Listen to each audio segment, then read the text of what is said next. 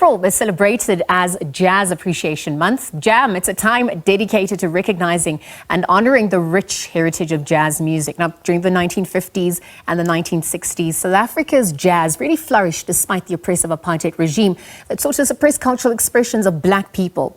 Now, this month, individuals get to explore the vast spectrum of jazz music from its roots to its contemporary fusion with some of the other genres that have developed. So for more, we're going to be joined virtually by founder of Mzi Jazz Awards, Dr. Mongezi Makhalima, to chat a little bit more about the state of the genre in the country. Dr. Mongezi, good morning. Thank you for your time in the SABC at this hour.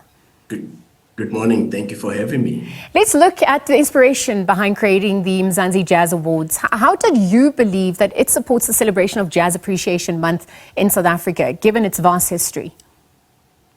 I think it's mostly just, first of all, the passion of how jazz has been so important in our history. You just spoke about how it was thriving during apartheid, and it was music that was not liked. And in fact, that's the history of jazz across the world.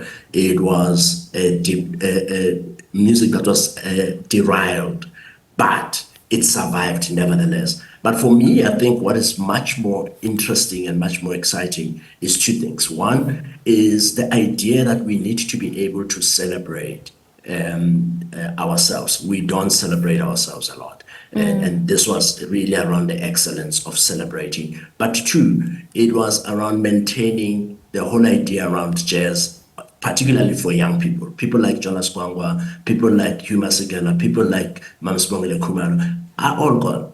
Yes. Who is the young crop of musicians that we need to be paying attention to? And that's what the Mzi Jazz Awards is about. Well, absolutely. Speaking about celebrating ourselves, looking at our cultural heritage and just really just paying homage to the forerunners of jazz in South Africa, bridging that gap with the incoming, the new. I wonder if you could speak to how you see South Africans generally engaging with music and jazz music as a genre in particular. It's actually very complicated. So I like Yes. that question, because last year we had for International Jazz Day, we had what we call the State of Jazz dialogue. The first thing was around the issue of gender, right? Because I got in trouble because the people that were on the panel were just men, and people were going, why do you have just men on the panel? Where are the women? I said, I don't know, because this is exactly it. When we have an invitation onto the table around jazz, it's very few women that we see showing up. So I started asking a bit around with many of, because there are lots of women who are actually doing, young women who are doing jazz. People like Tembelihle Tunjana, people like Thandi Ntuli, Mallory Jane, etc.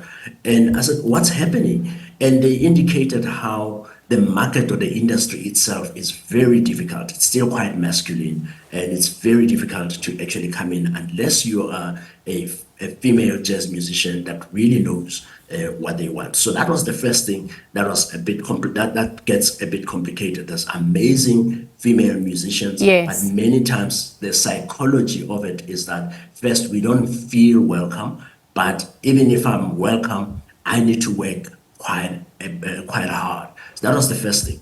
But the second thing that comes up is audiences themselves. Our understanding of jazz is so interesting because we first associated itself with the bum jives and the music with the Mongezi and Hugh Masekela. So our definition of what constitutes jazz in South Africa is quite interesting. So when you actually play what is really jazz, we struggle a little bit with audiences as far as that is concerned. And then lastly, the age issue. We tend to believe that jazz is an old people music, and we need to be shifting our mindset. We are seeing at the Mzi Jazz Awards that many of the people that walk in or submit their nominations are mostly under 35. And when I ask them, they actually say the people that listen to our music are our peers. Dr. Mongezi, thank you for those sentiments. You're speaking about inclusivity, representation, challenging the status quo, breaking those barriers. I wonder, as the evolution, also given the evolution and lessons learnt and hindsight, in your opinion, What role is jazz music playing in the cultural landscape of South Africa, fostering social cohesion? How important is it also to preserve and promote this musical heritage? Just very quickly as we conclude. Well, absolutely. I think it continues to be the way we tell stories. The way jazz is now is telling the stories. I mean, there's an album now by Benjamin Jafta that says Born Colored.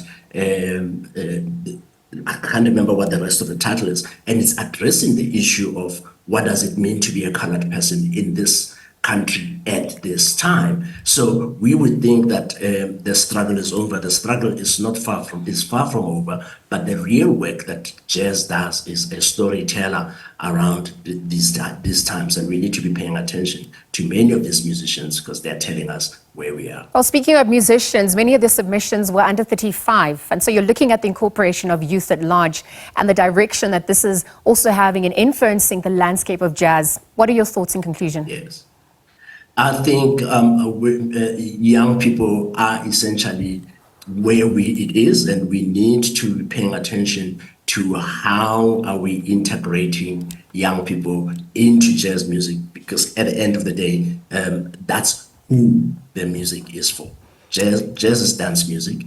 While it does cohesion, social cohesion and all those beautiful things, it is also fun, exciting music that we need to celebrate. In fact, by the way, I have to say, in conclusion, South Africa, I've just been to the US now on a jazz tour. Yes. South African jazz music is loved all over the world. So we really need to celebrate ourselves more.